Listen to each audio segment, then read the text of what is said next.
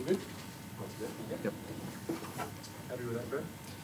Yeah, I thought it was a good performance. Some periods of play in the start of the game and the start of the third, which were quite outstanding. So, all in all, good performance, but still some things that are a little bit frustrating and that we need to continue to work on. I thought that that after the start we had Melbourne made some alterations to their defence, which made the game probably a little bit ugly at times. But I thought our ability to adapt to that and to adjust was really pleasing, because it's not always all going to go your way, and you've got to be able to adjust and adapt. And I thought generally we did that pretty well.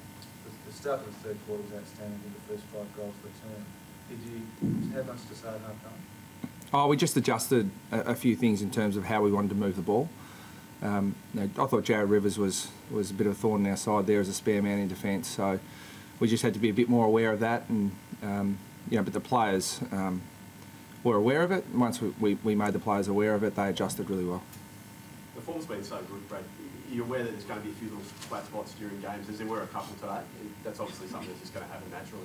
Yeah, I think all in all it was pretty good. I mean, we're really working on our consistency. So today gave us another opportunity to do that. And even though we had some pretty good periods of play, there's still some things we need to fix up. But I thought it was a more consistent performance, and particularly in the last quarter when we were down to 2 on the bench, and fatigue can sometimes set in. But I thought the players really, for the most part, tried to do what we always do, regardless of the stage of the game and the margin.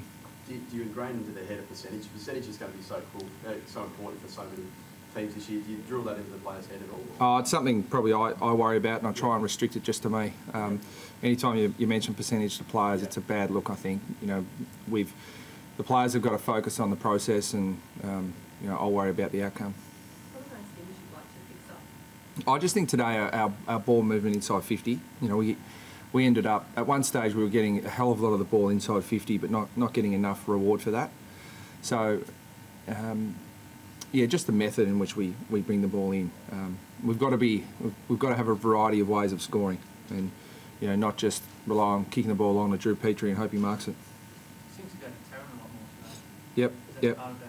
Yeah, it is, and Lockie Hanson's in that too. I know that you look at the stat sheet and think Lockie didn't have a great day, and he probably didn't in terms of output, but the combination is really important, and we're not concerned who kicks the goals. We're not concerned, about particularly the 3 key forwards. Looking at their stats, we judge them as a unit, and as a unit, I thought they worked pretty well. Do you strike through at any stage when he's obviously looking double team to sort of lead out to create more space for someone like Robbie or someone like Robbie? Yeah, I'd love to take the credit for that, but I can't, because he's the most selfless forward I've ever come across. I get stuck into the forwards usually. They're they're generally a selfish species, forwards. So I get stuck into them with tongue in cheek. But Drew is the rare exception. He's just such a selfless player, and even if I wanted to get that message out to him, he's already done it. So he's a very team-oriented player.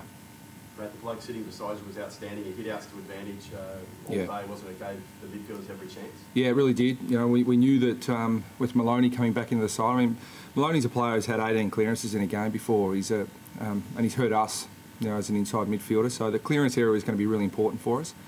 And when you have a pretty dominant ruck performance from Goldie, it meant that we could be pretty proactive in there. So I thought he was terrific. Todd, it's obviously great to have blokes in there of the calibre of Swallow, Wells. Just to mention a few, outstanding to have those guys in there. Definitely, I think with those blokes in there, it gives you a lot of confidence that it doesn't matter if I don't win every knock.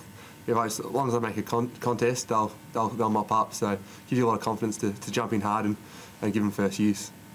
How much confidence do you think you guys have derived over the last 4 to 6 weeks? Just probably 6-week, 8-week period, really. I think it's just the enjoyment. I think there's a lot more fun when you're playing good footy and winning games. So we've come a long way, and I think the boys still know we've got a long way to go. But it's definitely get confidence from every win and every 4 points.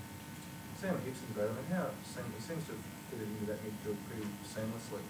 Yep. How do you rate his sort of stretch of games? Superb. I think he's been outstanding. He's I've always had a lot of time for Gibbo. I've got a lot of respect for the way he goes about things, and the way that his football journey's been a long and arduous one, but he's just an absolute credit to himself. We're out to have him at the club. He's a terrific role model. He's an outstanding professional, and he's just a quality person. So he's improved our footy club, not just our performance, but our whole club. He's just a pretty impressive young man, and it was great for him to get some reward today, but it's all based on hard work. Well, we don't know. We were obviously we're never going to put him back on after it happened, even though the doctors are not sure at this stage the severity, but it was bad enough not even to think about putting him back on. So we'll get the scans, but he feels it may have moved a little bit, but we won't know until we get the scans and have a look at the severity. But it's the other shoulder. It's not the shoulder that was involved in a previous incident. So it's just, he can't take a trick, Lee Adams. He's just, but the way he plays his footy, he's really important to us. But it's just, let's hope it's not too serious, because it'll be devastating for us. Are you confident that you can still race him through the season with those shoulders? Prior to this incident, yeah, we were really confident. Physios do a great job of keeping it strong, and to this point it's been really stable, so there hasn't been an issue. But this is obviously a new incident, and we'll, this doesn't appear to be an aggravation of an old injury. This appears to be a new thing. It's obviously been developing and tinkering in the last 2 weeks. Do you sort of feel now the next 5 or 6 weeks is time, it's a chance to sort of come of age and get some reward for all the hard work? No, I try not to look too far ahead, and we certainly don't want the players thinking too far ahead, because we're embarrassed by the Western Bulldogs last time we played them, so that's our next game. So we've got to be really switched on to them. But I think that probably Goldie hit the nail on the head. The players are really enjoying their footy at the moment. They're enjoying training. They're enjoying being around the club, and that's a lot easier when you're winning. So I think that what it proves, or hopefully what it proves to the players, is if we keep doing the things we do well, the performances come. So we've got to keep focusing on the short term, and I'll worry about the longer term, but just got to keep the players in the moment. It's all in your hands at least, That's isn't it? it. That's it. I mean, we're now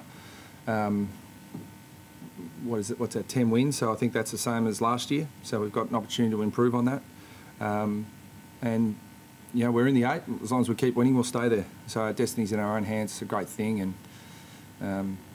it's an exciting time, no doubt, but the players can't get ahead of themselves, because we know how quickly it can all change, and the ladder's that tight that one slip up can cost you. Scott McMahon, how's Winnock obviously in the third quarter? How's he?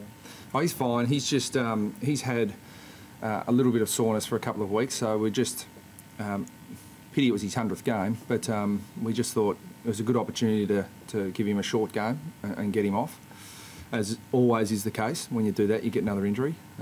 So it's a killer, this decision to activate your sub, because you wait, you don't get an injury, and then as soon as you activate the sub early, you get an injury. So it's uncanny the way that happens. But no, Scotty will be fine. Just a management issue. Did you see the Lindsay Thomas bump on Daniel Nicholson? Only on replay.